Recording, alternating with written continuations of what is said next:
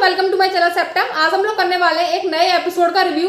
Basically ये जो हमारा एपिसोड बना है वो एक लड़ाइयों के ऊपर ही बना है। पूरा एपिसोड में हमने सिर्फ लड़ाइयां देखी हैं।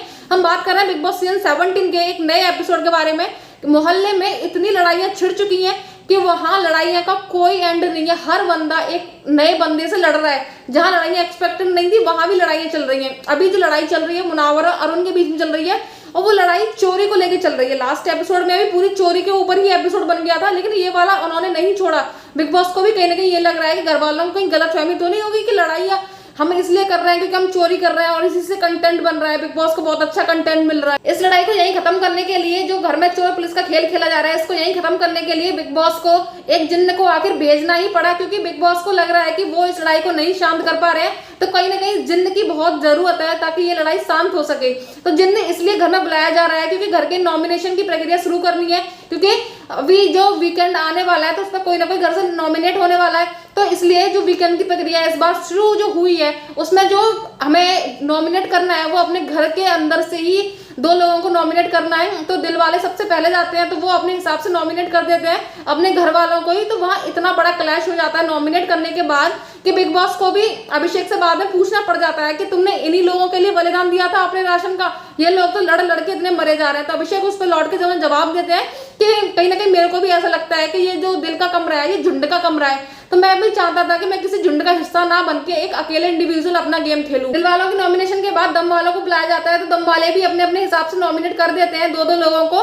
वहां पे सना सेफ रहती है, बाकी 4 को नॉमिनेट कर दिया जाता है। जब बाद में दिमाग वालों को बुलाया जाता है तो बिग बॉस उनसे बोलते हैं कि दिल वाले और दम वालों ने नॉमिनेशन कर दिया है, आप अपने दिमाग से सोच के डिकोड करके ये बताओ कि उन लोगों ने किस किस को नॉमिनेट किया होगा। अगर आपके 7 नाम सही होंगे तो आपको अपने घर में से किसी को भी नॉमिनेट करने की जरूरत नहीं है। लेकिन लास्ट में क्या होता है कि वो एक नाम गलत बोल देते हैं, अंकिता नॉमिनेट होती है वो, जबकि अभिषेक का नाम वहां बोल देते हैं। तो इसके बदले उन्हें अपने घर में से 2 लोगों को नॉमिनेट करना पड़ता है। तो दिमाग के कमरे से जो नॉमिनेट होते हैं वो होते हैं मनारा और नाविद, क्योंकि इन लोगों को ज्यादा लोगों ने नॉमिनेट किया होता है। इसमें मनारा को कहीं ना कहीं प्रॉब्लम होती है। जिग्ना और रिंकू से वो अनुराग से बात करते हुए दिख रही है कि जब भी चूज करने की बारी आती है खानजादी और मेरे में से, तो हमेशा जिग्ना और रिंकू मैम मेरे को हटा देती हैं कि आपको बोलने की तमीज नहीं है, या आप ऐसे वर्ड यूज करती हैं जो नहीं बोलने चाहिए, और हमेशा खानजादी को चूज करती हैं। तो कहीं ना कहीं उनको उस नॉमिनेशन से उतनी खुशी नहीं मिल रही है, क्योंकि वो अपने घर से उतना एक्सपेक्टेशन नहीं रख रही थी। बाद में मुनावर अंकिता से बात करते हुए हमें दिखे हैं कि आपको कहीं ना कहीं अपनी इंडिविजुअलिटी ही आगे लानी चाहिए।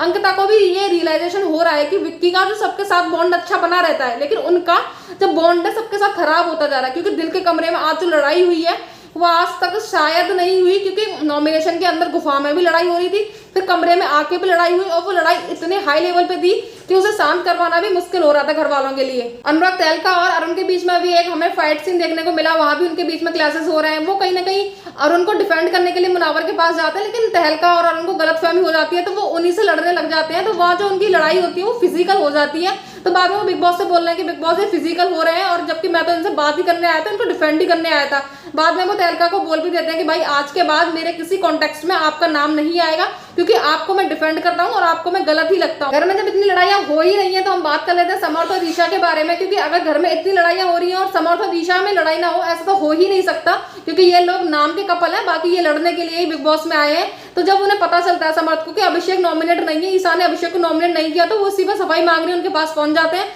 तो ईशा उसको उल्टा जवाब दे रही होती है वहां पे कि भाई नॉमिनेशन से मेरे को उससे कोई दिक्कत ही नहीं, तो मैं उसे क्यों नॉमिनेट करूं। तो समर्थ बोलते हैं मैं नॉमिनेट की बात तो कर ही नहीं रहा, आप अपनी प्रायोरिटी पे क्यों रख रही हैं, या तो आप उससे एकदम कट ऑफ हो जाए या फिर आप उसके लिए दोस्ती रखें जैसे आप पहले रह रही थी मेरे आने से।